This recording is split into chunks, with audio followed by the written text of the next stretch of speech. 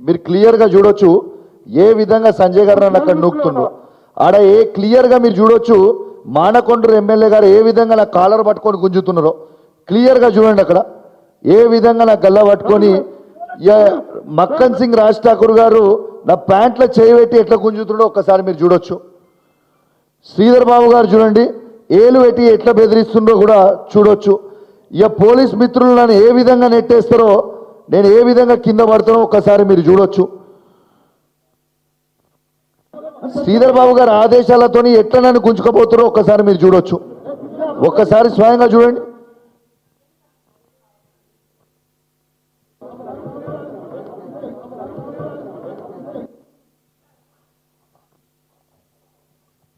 మీరు ఆ వీడియో చూసింది కదా.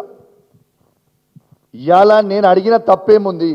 ఫస్ట్ ఆఫ్ ఆల్ ఆ రివ్యూ మీటింగ్కి ఒక బాధ్యత కలిగిన శాసనసభ్యుడు ఇవాళ నేను అడిగిన తప్పేముంది? ఫస్ట్ ఆఫ్ ఆల్ ఆ రివ్యూ మీటింగ్కి ఒక బాధ్యత కలిగిన శాసనసభ్యునిగా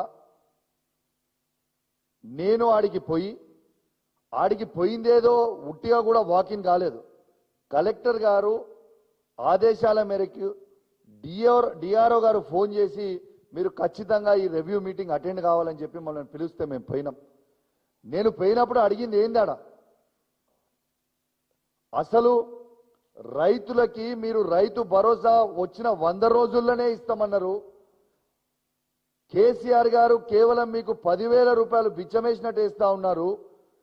నేను 15,000 ఇస్తా అని చెప్పి రేవంత్ రెడ్డి గారు వారి 6 గ్యారెంటీలో పెట్టిర్రు. మీరు 1 రూపాయి మీరు ప్రభుత్వానికి వచ్చి సంవత్సరం 2 నెలలు అవుతుంది, కానీ మీరు 1 రూపాయి కూడా మీరు ఇప్పటిదాకా రైతు అకౌంట్లో డబ్బులు వేయలేదు అని నేను అడిగింది ఏమన్నా తప్పుందా? అలా రెండోది ఏమడిగినా, అసెంబ్లీ సాక్షిగా రేవంత్ రెడ్డి గారు మేము 100% రుణమాఫీ చేసినామని చెప్తా ఉన్నాడు. రుణమాఫీ చెయ్యలేదు.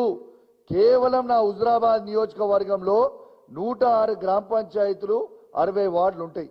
ఈ 106 గ్రామ పంచాయతీలో రైతులకి కేవలం 50% మాత్రమే రుణమాఫీ అయింది. ఇంకా 50% రుణమాఫీ కాలేదు. మమ్మల్ని కిందికి పోతే రైతులు అడుగుతా ఉన్నారు, రైతు బంధు రైతు భరోసా వేస్తామన్నాడు, వేయలేదు. రైతు రుణమాఫీ చేయలేదు. మరి 2 ఖచ్చితంగా చేయండి అని నేను మా హుజురాబాద్ నియోజకవర్గ రైతాంగ పక్షాన మరియు ఉమ్మడి కరీంనగర్ జిల్లా రైతుల పక్షాన తెలంగాణ రైతుల పక్షాన నేను అడిగింది ఏమైనా తప్పుందా ఇలా నేను అడుగుతా ఉన్నాను. అదేవిధంగా